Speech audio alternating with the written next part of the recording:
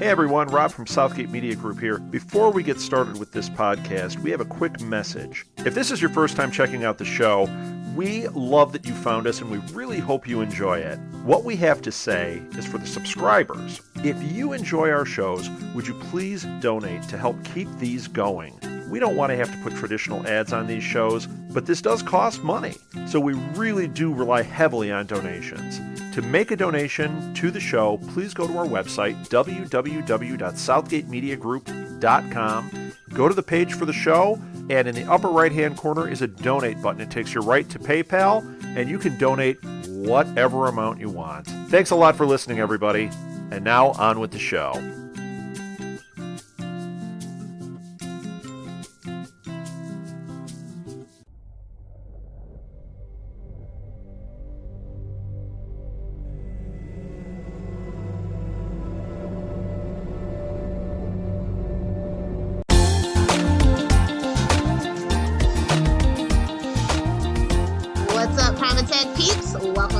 Another episode of Common Tech Files starring me, Lilith Hellfire, and me, Ricky. What up? Today we're talking about episode 8, 7 minutes to midnight, which is like a little OCD in me. Like, why is episode 8 called 7 minutes to midnight?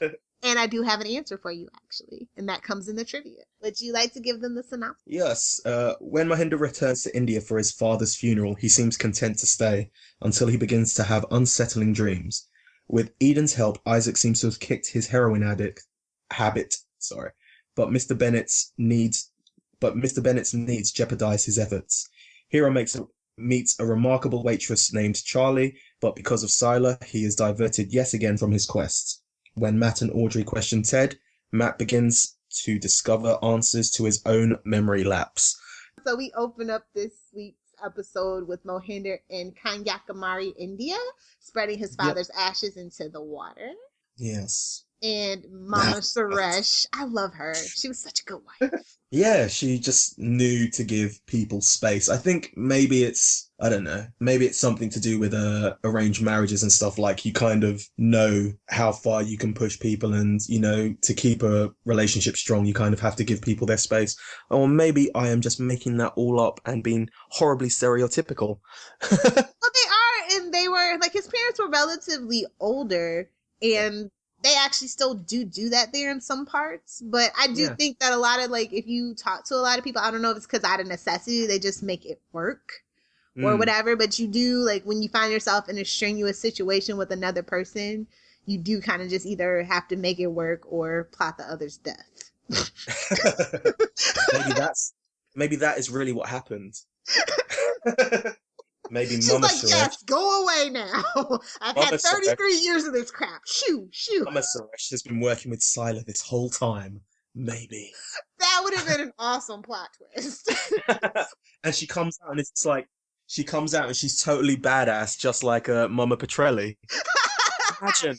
Now that is something that I would have loved to see in generations. But the Sureshes actually have a very pivotal backstory for this show. So we learned this in this episode. Yes, we do. So then we cut to Isaac, who's laying in the bed with Eden cleaning him up. And I was like, can I trade places with Isaac? Like, just...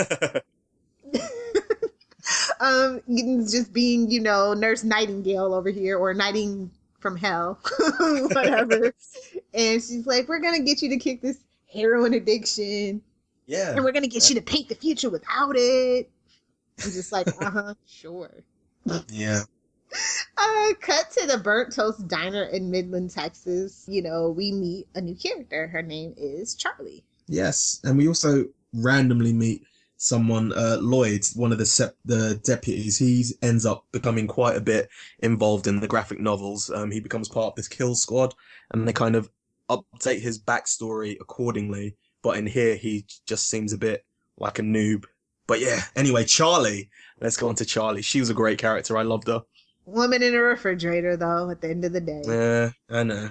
It really bothered me. She was so sweet, and it was like really refreshing. And I just because it's American TV, I wasn't really expecting for, you know, the Asian childlike character to have a love interest.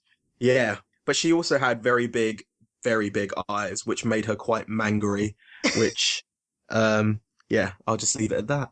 Yeah, I totally do. And I promised in the last episode, I actually did read the novel Heroes: Saving Charlie. Yes. I think this was specifically for hero fans. It felt a little out of Yes. character, but at the end, and it doesn't really tell you much. But if you enjoy the story between Charlie and Hero, it's a good thing. It's a good, fun, easy read. Like I got done with it in like 3 hours. Fair enough. It's on Amazon for really cheap. I don't think that it has a Kindle version, but the paperback was like $5 with $2 shipping. So if you don't have that in your collection, I do remember reading it and not being overtly offended by it, but at the same time, it has left my memory quite quickly. So, oh, don't read the reviews. Like I said, it's specifically for Heroes fans. If you're like a diehard Heroes fan, you'll probably really like it. If you were reading hoping to find out some twists and turns, no, don't even waste the $7, buddy. But if you're one of those people who have to have everything that like Heroes related, like I was at the first 2.5 seasons, I definitely had everything Heroes. And we're not just introduced to Charlie in this episode, we're also introduced to Uncle Arms himself, Zachary Quinto, as Sylar. Creeper in the corner! But I think my favorite thing in this specific scene was when with the crossword puzzle, it's like Gandhi's burial ground, and Charlie replies Kak Yakamari, which is Kanye Yakamari, which is where Mohinder was. Yes. It's a nice little crossover, but yeah. And then like we kind of see that something is amiss with Charlie. She has a power. Yes. It's blatantly obvious. And then we see Hero and Ando at the table discussing the menu, and they'll need their strength because we got to meet with Peter to save the cheerleader. Fato. Love that bit. Charlie comes to take their order, and she notices the Japanese writing on his jacket, and she translates it, and they're really impressed with her Japanese. Yes. And other things. She tells him, I've been remembering things and been getting really smart. And then cue to the creeper in the corner, sitting in another table at the diner, just waiting for his chance to cut her head open.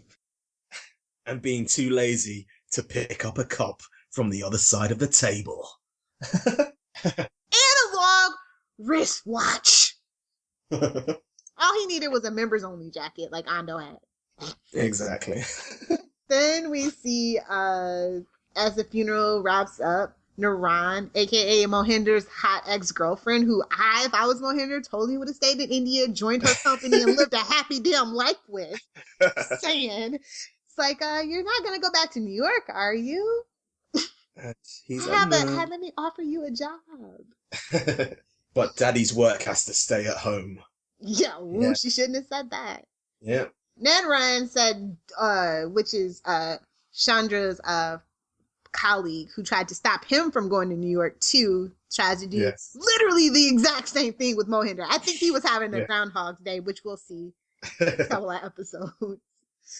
But he's like, yeah, you can just take over your father's office. I haven't canceled your class. Just please do not go back there. So cut to Audrey yelling at Matt for hitting his former partner, putting their case in jeopardy, the Sylar case. Yes. But that gets pushed away because she really needs him to lead the interrogation with Ted Sprague. They only have 1 hour before Homeland Security takes him away. And I go, honey, in 2006, Homeland Security would have had him on a dark site. Okay? You wouldn't even know about this guy. Okay? No way. She gives Matt the radiation detector badge and tells him that dark green is good and anything else is bad. And it kind of, I don't know, I liked that the whole Matt and Ted kind of was very, very tense because you knew they only had a certain amount of time, and you had the Curie level indicator, like telling them when it was like they had to get out, even though they wouldn't.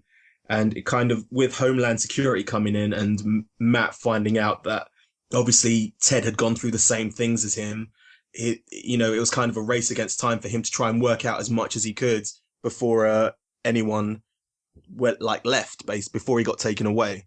So yeah, I really liked the whole part, that whole Matt Parkman, Ted Sprague thing. We could have really actually expanded on that and then kind of left the Heroes and Charlie thing to like just a whole episode to itself. I really felt like the whole episode could have literally just been the hour of them talking and just going back and forth. It could have been literally like the hour that they had.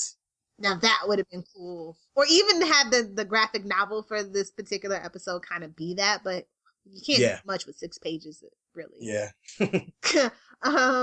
So then what happens after that? We cut back to the diner, maybe? Yeah, I think so. And they're still really in awe of her, and Charlie tells Hero that he's sweet. Yeah, this is when he's teaching her Japanese at the table, I believe. And then Sylar's just stalking her, waiting for his chance. Of course. I can't believe it took this long to really get to the actual Sylar bit. Do you know what I mean?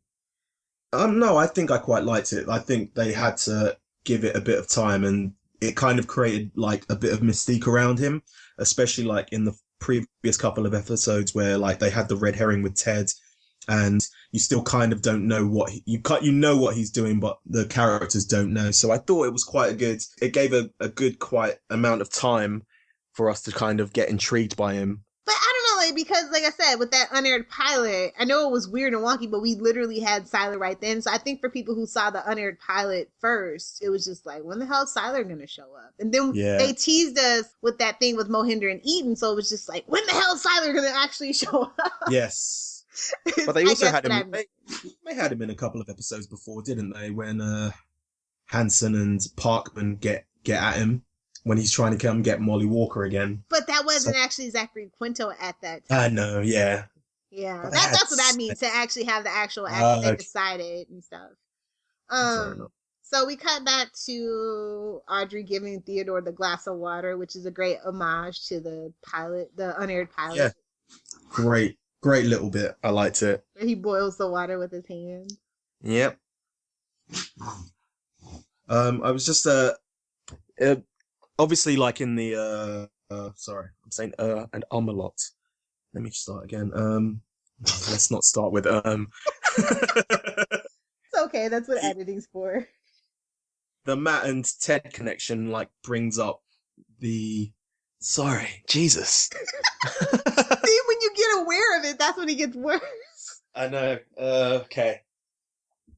So in the unaired pilot, there was a connection between Matt, Parkman, and Amid. They obviously had been not together. Sorry, they'd been friends when they were younger, and so there was a connection there. Yeah, there was a connection there, and they bring it back in this episode, but with Matt and Ted. And it's not that they know each other, but they have a common connection, which is obviously kidnapped. Being kidnapped, yeah. And it's them trying to work out what happened to them through each other's shared experience. And I really like that they brought that back from the unaired pilot. Yeah, they gave Ted a lot of Amid storyline. Like, I don't know that I would have been sympathetic to Amid. Do you know what I mean? Because he basically gave his wife cancer too and everything, but he decides to help terrorists blow up the U.S. So it's just like, ooh, you almost had me, mister, but I can't really get behind that. But with this one, you're just like, yeah, this poor guy just got a weird random power. Like, yeah, that he can't control. God would give a man this power. Exactly. Like, what is going on? And you know what really annoyed me is like that we never really understood why characters got certain powers. Like with other shows, you can kind of understand when characters got powers and why. Like, this is their main trait, and so it got expressed this way. Yeah. And they never really kind of tell us. I like that, though. It's the kind of randomness of it all. Yeah. Well, and genetics is pretty random, to be quite honest. Yeah. So, yeah, then we go back to India where Mohinder's, like, tearing everything down in his father's office, and he comes across this key. Yes, the key. The map and the key in the journal. Yeah. And the drawer which can't be opened. No, Mohinder's, like... at a crossroads, like he's obviously he's got two paths that he can take. He can stay and not be in the show anymore. Sorry, he can stay and be his own man, or he can take over his father's work and continue his father's legacy. And that's what his journey throughout these next couple of episodes are. And he goes through that with it's going to sound really weird, but he goes through that with the with the help of a little boy. Sorry. Oh boy. Yeah. No, it totally is so true. The thing I guess I want to bring up about that is it's like it was a little too on the nose for me where like the computer screen shows a logarithm and the prompt is like, do you wish to quit? Yes or no? Yes. I was like, really, heroes? They have to make it a bit obvious sometimes. Oh, every time I see that particular scene, and then it's like the little quote unquote mysterious symbol because we don't know what it is yet. Oh boy, just heroes. So then, oh yeah, he gets a vision. Yes. And it's like he's criticizing his father's trip to New York, saying, I'm not going to let my dad be a cabbie in America. Yeah. You're a doctor here. So funny because they both ended up driving taxis. Exactly. So that and then foreshadowing. What's the opposite of foreshadowing? Flashbacks. Then he's sees his mom having a conversation with his dad, and we get that hint about his sister. And then we see a soccer ball roll up, and Mohinder stops it. He picks it up, and he sees a small Indian boy. Sangog, I think his name is, right? Sangog Aya. Yes. He follows us on Twitter as well. Oh, does he? That's awesome. Yes, he does. How old is that kid now? Like 24? I don't know. If you go on our Twitter feed, you can see a picture of him now. Yeah. I bet you he's hot. I hope he's legal. I'll Google that and then I'll edit or not, depending on the answer. Exactly. So then he sees, he returns the ball to him, and then Mohinder wakes up in his office. Cut back to Ted explaining what happened to him in Kansas. Like, that has to suck. Like, he was in Kansas, and then he woke up in Tempe, Arizona. Tempe, of all places. No offense to people in Tempe, but Tempe is not my favorite Arizona city. That would be Lake Havasu, because I love to party.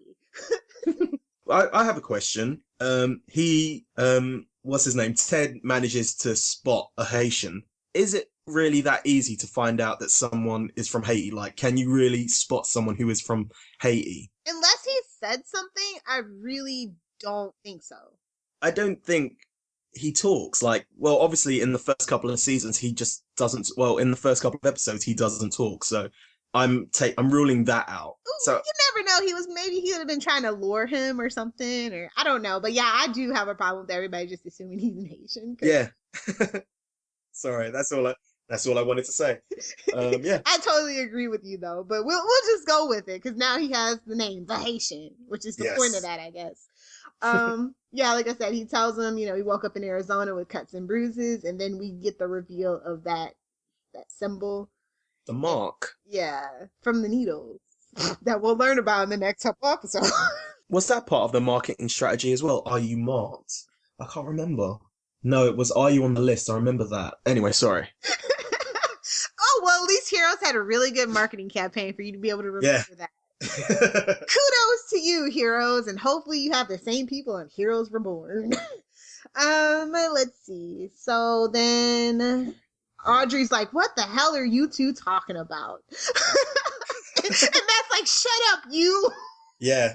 And then they come and grab him. And he's like, Matt's like, you have to get him back. And she's like, I can't. And I'm like, duh, she's not even mid-level. She's just some lowly grunt. So cut to Primatech Paper Company, our offices. Yeah. We see Mr. Bennett. We're kind of getting like a flavor scene for Noah. He's walking to work and he's in the office. Hey, secretary, here's a smack on the butt because this is Mad Men. And he's swiping the card and all this stuff. And then we see Eden kind of just sitting around with her arms folded. Just waiting. And she's like, Isaac's not doing so well. And then Mr. Bennett goes to talk to him and tells him that it's a blessing and not a curse. Yes. And he's like, I need your help. And I'm just like, okay, Noah's taking the soft approach right now. Nice. Yeah. I wasn't expecting that. I was expecting to pan upside his head or something. Then we cut back to the diner where Charlie checks in on Hiro and Ando to see what they're doing. He gets up to go to the bathroom, and Charlie goes back to open a can of food. She hears some noises, and as she finishes, We hear a slicing sound and red blood pours down Charlie's face and she collapses. Oh, Charlie. And then Sheriff Davison finds her dead on the floor. And Sylar is gone. The creeper in the corner is gone. When no one puts it together. I know. And then like Hero comes out of the bathroom smiling and drying his hands. And Ando's just like, he like literally turns his body and goes, stop smiling, you. Yeah. Then we see Mohinder talk with his mom about a dream he had, and he wants to know if it's true, and that's where we learn his sister's name, Shanti. Yes, Shanti Suresh, middle name Virus. That's funny. She died at the age of 5 while Mohinder was only 2. Why doesn't he remember? Like, I remember stuff from when I'm 2. I don't remember stuff from last A week. sister, you would think you would remember. I'm just saying. Maybe they had the Haitian remove his memories. Maybe that's a plot point that never got picked up. But yeah, his dad loved her more than he loved Mohinder. Because Yeah, that must have sucked to hear. that's why he and Peter get along so well, I guess. Chandra always knew that Shanti was special. Yes. Just on a quick aside here, do you think she had the same ability that Molly had, and that's why they had the same basically thing wrong with their blood? I don't really remember her having a power. Did she? Remember, Molly could find any of the specials. Yeah, I knew Molly's was like a human radar. Yeah. Or human special detector, but what was Shanti's? Like, what did they she never have? said, but I'm saying because they had the exact same thing, do you think they had the exact same power? And it's not, like, do you know what I mean? They never really went in depth about Molly's thing, but do you know what I mean? Like, for them to have the exact same thing, and they're like the only 2 specials that have that? Maybe. Like Peter, because he's a sponge, he gets sick from absorbing too many powers too quickly. Like, everybody's power has a downside. Like, Dio could phase and get stuck in the middle of a wall. Hero can get stuck in the past and have a dinosaur eat him. So do you know what I mean? Like, I've always been curious if they had the same power. no, I understand where you're coming from. I'd never thought about it. Anyway, cut to Mr. Bennett, who is talking about the painting. He tells him that the cheerleader is his daughter and that Sylar is killing people like him and they need his help. Yeah, you kind of feel sorry for him. You kind of see where he's coming from. Like, he just wants to protect his daughter, and he just wants to protect his daughter, and he'll do anything, obviously anything, in order to do that. And you kind of feel sorry for him when he's delivering that speech about his daughter, and then he just carries on being a little bit of a bastard. But yeah. That's Noah. Yep. And he's like, we'll help you learn how to use your abilities without the heroin, but yo, bro, you need to shoot up like now. Yeah. He's got it in his pocket, ready and waiting. Hey man, when Noah takes off the glasses, he means business. Be scared. Be very, very scared. So then, yeah, he's like, I'll try it one more time without the heroin. And it's like, yeah, I doubt that's going to help. Yeah, it's not going to work, is it? At Mohinder's office, we find the same young Indian boy he dreamed about trying to force open a locked drawer in the desk. Then the boy runs off and Mohinder chases him. But he runs out the door and finds himself in New York City watching his father's murder. Hashtag so much trauma. Yeah. That was crazy. Like, I'm not a fan of that blue weird filter they had, though. I was just like, I can't see. Show me the gore. And then we get another shot of Uncle Arms. A man in the backseat just pounding poor Chandra's head against the glass, and he breaks his neck. And then the face of the watch cracks, freezing at you guessed it, 7 minutes to midnight. The same as the broken watch Sylar was wearing at the diner. Trivia done. Oh, you wish. Anyway, Mohinder is like freaking out, and then the young Indian boy pops up again, but the cab is gone, and now Mohinder approaches the boy, and he has the key. Yes, I thought he was going for a fist bump, personally. I completely forgot that there was a key. I just thought he was like, what do you want? Kid just wants a fist bump. Oh, he wakes up again and he pulls the key out of the diary and looks at it. I see keys. At the paper company, Mr. Bennett walks into the hallway to find Claire. Really? A paper emergency? Yeah, I know, right? Just hashtag ugh. And she goes like this dialogue is so cheesy. She's like, Jackie said they didn't make paper that big. And I'm like, why would you need to go to a paper company? Like, you just go to Kinko's. They have that. They will cut you a slice. But I guess it's free from her dad's office. But anyway. And then Eden pops out of the secret hallway and she's like, oh, Claire. Obviously, Jackie, she's trying to get Jackie back for taking her fire engine story. So this is the only way to get her back, by getting paper bigger than Jackie can. Oh, hashtag teenage girls. Go figure. Then Eden goes, hey, Isaac's still not able to paint. I can't ask him to get high now. And Miss Red's like, no, he's gonna do this. And Eden's like, and you're gonna make him. Eden is ticked. Yeah, man. She had a cute little angry face on. Yeah. Like, teeth all clenched. Well, she was the one that had to make him do it. And I go, well, just make him use his powers without drugs. Say, your powers work. Yeah. Without the drugs. Done. Like, no. I don't understand why he, like, don't you agree? Like, yeah. It's weird. You're clean and sober. Mind over matter. Like, I don't know. It's just weird to me. I guess it was to give Eden another purpose, because she kind of goes off the handle later on. Yeah, maybe that's it. They just needed to give her a bit more of a personality. Yeah, definitely. So we see her whisper into his ear, and Isaac takes the needle. And I love this particular shot because even though he's been persuaded to do it, you still see in his face that he really doesn't want to do it and doesn't understand why he's doing it.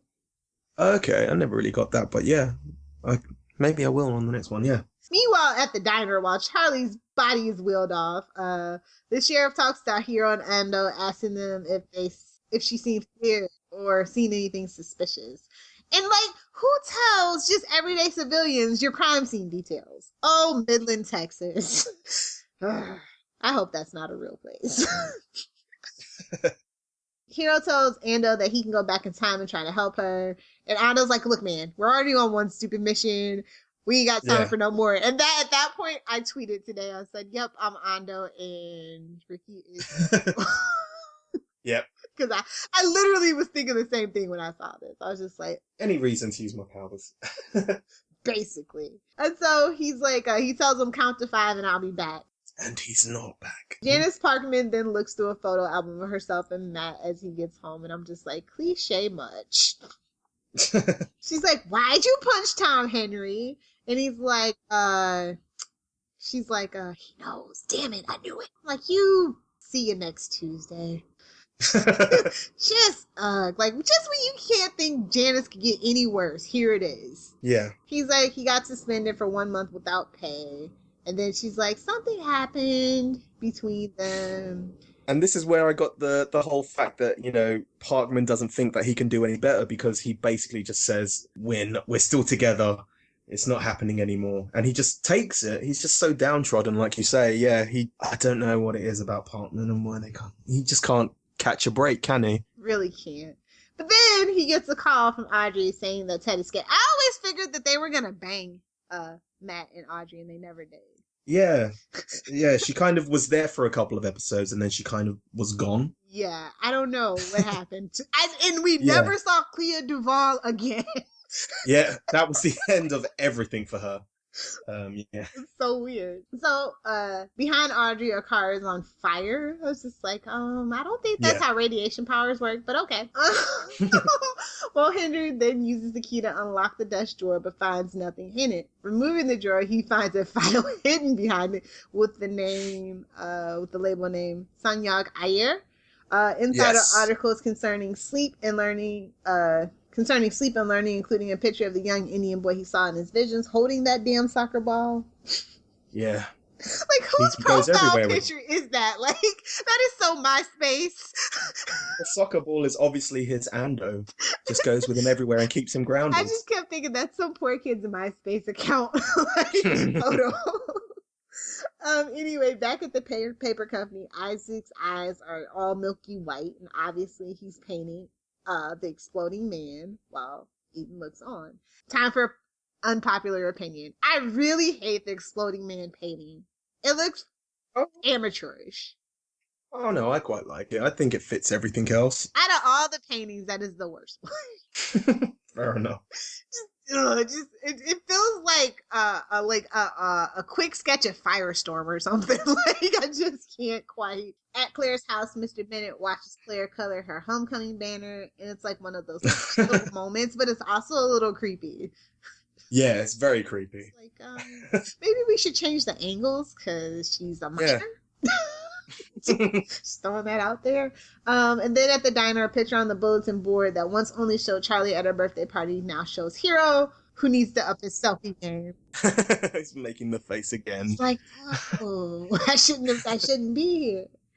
And so that's pretty much how we end that episode. And then there's a voiceover about, again, kind of running away from fate. But yes, you can't really. Line of the night for you, memorable quotes, moments, scenes. Even though it seems a bit weird, like Hero's way of admitting to himself that he has to go back in time, and his reasonings for going back in time was that, you know, obviously he couldn't help the poker players, but he can help Charlie using this. And as bad as it sounds, it's not him. It's just his excuse to himself for being able to save a woman that shows interest in him. Much like Janice and Matt, it seems like Hero's settling for someone who's paying attention to him, and that's the only reason why he wants to go and save her. He's not using his the brain on his head. Yeah. I kind of agree with that, but I don't know. Like, if it would have actually worked, it would have been. Yeah, but you know, he's got to try. He's giving it a good old college try. It's called filler. They're like, we gotta stretch this out to 23 episodes. Filler. People like Hero. Filler. That's the way that I took it. But I think my favorite line of the whole episode is where it's Mohinder and his hot ex-girlfriend Mira, and she's like, this is the sort of cutting edge science we used to talk about late into the night. Mohinder, the world's worst pillow talk, I'd say. I think we probably will agree about the same scene that stuck out. Well, scenes, I should say. For me, it's definitely between Matt and Ted. Yeah, definitely. Most of the Matt and Ted stuff I really enjoyed. I just don't know. It kind of gave a reason for them to like be friends for like the rest of the series. It kind of it links them together. And yeah, how about you? Are you just going with that, or what was the other one that you had? There's another one too. I rather like the conversation between Mohinder and his mother. Okay. Because that basically gives the Sureshes they're like the top of them and the Petrellis are like the top tier of like the hero's backstory lore, basically. No, you go first because obviously you don't want to feel bad. Go. Well, no, it's a good grade. I have just this really weird nostalgic love for heroes that kind of has like blinders, but I actually gave this episode a B- because Mohinder and Ted. I think I'd give it a B as well, because it's just the Matt and Ted kind of thing kind of grounds the whole episode, and the episode's just not overloaded. There's only like 4 story arcs going on, but it's not it, and they all kind of interlink and they all kind of work well together, and there's no Sanders. So yeah. So let's talk some trivia. We've already said about the 7 minutes to midnight. Yep. But it's also another random like Cold War reference too. Okay. It's the Doomsday Clock. Yes. Okay. Oh, I don't really have anything else. Not a lot of people show up in this episode. Peter, Nathan, Nikki, Micah, DL, and Simone, they don't appear. It's the fewest since Until Company Man. And that's basically all I've got. The scene from this episode when Ted escapes the FBI caravan is also featured in the graphic novel How Do You Stop an Exploding Man Part 1. Yeah. That's fun. Oh! And then this scene from the episode when Sylar watches Charlie talk to Hero and Ando is also featured in the graphic novel Roadkill. It's seen again in season 4, this time with Sylar's face clearly visible. But because Hero actually saved Charlie, Hero nearly escapes death several times while confronting Sylar. Okay. Roadkill was a really good one, actually. The graphic novels come into play again, and it carries on with Isaac and Eden having a conversation, and It's about how Isaac's, painting of the future is both a blessing and a curse. And yeah, that's basically it. It just has his first time that he paints the future. And it has a cameo from Uluru. I believe that's how it's pronounced. And it's basically just the first time his powers actually worked in front of him. Nothing much really goes on. Oh, do you know I forget what the Easter egg was for this. I haven't got it. I've just got, no. Isaac sits on the bed, paintings of the walls. Yeah, no. It's a high-res scan of Isaac's painting of Hero and Ando at Homecoming. That was the Easter egg. Oh, okay. Those were so coveted, by the way. like that was like an extra layer to what made these little 6 pages so cool. Yeah. And this is the first time that Eden shows up in the graphic novels, and the next one is pretty good. It's about her too. Okay. So I think that about does it for us. For that. Yeah, I've got emails. Listener feedback. It's my favorite thing. It's again from English Idiot 101. God, she's great. This is about the previous 2 episodes. So my thoughts on episode 7 is not much happened.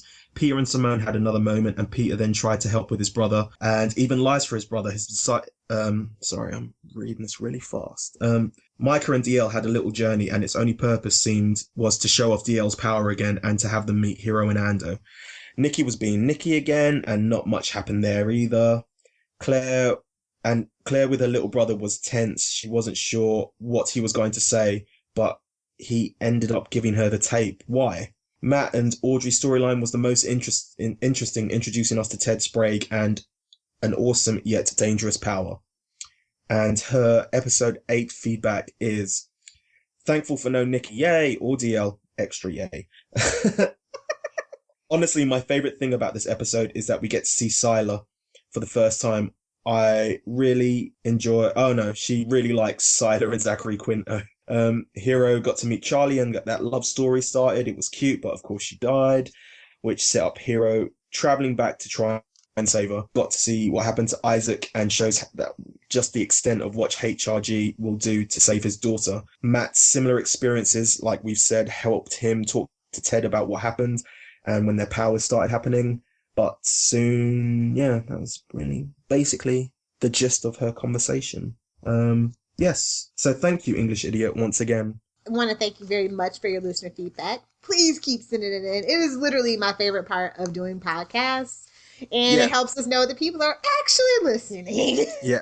And if you want to ask us any questions as well, you can do that. It's primatechfiles@gmail.com. Plugs and shameless promotion. Remember to download and not stream our podcast because, downloads are quite nice. Rate and review our podcast on iTunes, and also check out Southgate Media on iTunes, and you can check out all their other podcasts. Don't forget to go to the website proper because we have blogs and all that stuff, and you can find it at www.southgatemediagroup.com. My favorite blog right now is by our fearless leader, Rob Southgate. It's called True Believer. If you liked our podcast, be sure to tell your friends about us and get them to download it as well. You can find us on Twitter at Primatech Files. Every Saturday we will be live tweeting 2 or 1 episodes. You can use the hashtag Primatech Files to join the conversation. We had quite a few people join us again for the last Primatech Files episode, which is BN, Linars, Matt 0630, Paraceline, sorry, I'm destroying these names again, AJ Hudson 70, Miller Hill 101, and Ms. Gemini 1978. Thank you guys for joining our live tweets. Finally, you can find us on Facebook. Just search Primatech Files on Facebook and you will find us. Give us a like, and you can follow me, Ricky JDS. That is RICKYJDIAZ or Z if you are English. As for me, you can find me on Twitter at Love Hellfire. If it's a DC show, I'm probably live tweeting it. Yep. You can find me on Tumblr, liliththeoryhellfire.tumblr.com. Please check out my blog, littlepopculturevulture.blogspot.com. And also, Ricky asked me about a Tumblr for Primatech Files, and I graciously agreed. It should be up probably next week. Sweet. I don't know, what kind of stuff do you want on there? Like me, usually I kind of do screencasts, reviews, like episode guides and stuff. Yeah, that's fine. But email us. Tell us what you want to see on the Tumblr, because I don't care. I'll do it. And you never guess what? Our email is primatechfiles@gmail.com. So simple. Everything's so easy. I love that Ricky set it up so easy. And I love that it was actually still available. I guess that's it. As we've said every time, download the podcast, save the world.